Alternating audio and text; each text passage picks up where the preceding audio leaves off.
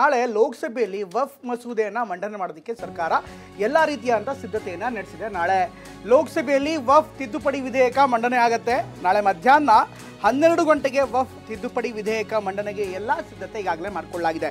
ಇವತ್ತು ನಿರಂತರವಾಗಿ ಪಕ್ಷಗಳ ಸಭೆಯನ್ನು ಅಮಿತ್ ಶಾ ಮಾಡ್ತಿದ್ದಾರೆ. NDA ಪಕ್ಷಗಳ ಸಭೆಯನ್ನು, ಸಂಸದರ ಸಭೆಯನ್ನು ಮಾಡ್ತಿದ್ದಾರೆ. ಇದರ ಜೊತೆಗೆ ವಿರೋಧ ಪಕ್ಷಗಳ ವಿರೋಧದ ನಡುವೆಯೂ ಕೂಡ ಮಸೂದೆ ಮಂಡನೆಗೆ ಸಿದ್ಧತೆ ನಡೆದಿದೆ.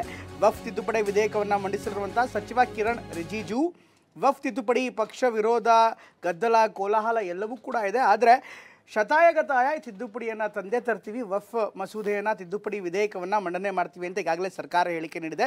ಇದರ ಜೊತೆಗೆ ಈ ಬಾರಿ TDP ಯಾವ ರೀತಿ ಸಮರ್ಥನೆ ಕೊಡುತ್ತೆ ಈ ಒಂದು ವಿಚಾರಕ್ಕೆ ಅಥವಾ ಈ ಒಂದು ಕಾಯ್ದೆಗೆ ಅನ್ನೋದನ್ನು ಕಾದು ನೋಡಬೇಕಾಗಿದೆ. ತಾವು ಹೇಳಿರುವಂಥ ಕೆಲವೊಂದಿಷ್ಟು ಬದಲಾವಣೆಗಳನ್ನು, ನಿಯಮಗಳನ್ನು ಈ ಮಸೂದೆಯಲ್ಲಿ, ಕರಡು ಪ್ರತಿಯಲ್ಲಿ ಅಳವಡಿಸಿಲ್ಲ ಅನ್ನುವಂಥದ್ದು TDPಯ ಅಸಮಾಧಾನಕ್ಕೆ ಕಾರಣವಾಗಿದೆ. ಇದರ ಜೊತೆಗೆ ಇವತ್ತು ಗೃಹ ಸಚಿವ ಅಮಿತ್ ಶಾ ಅವರು TDP ನಾಯಕರ ಜೊತೆಗೆ ಮಾತುಕತೆಯನ್ನು ಕೂಡ ಮಾಡ್ತಿದ್ದಾರೆ. ಹೀಗಾಗಿ ನಾಳೆ ಶತಾಯಗತಾಯ ಮಸೂದೆ ಅಂಗೀಕಾರ ಆಗುವಂಥ ವಿಶ್ವಾಸದಲ್ಲಿ BJP ಇದೆ.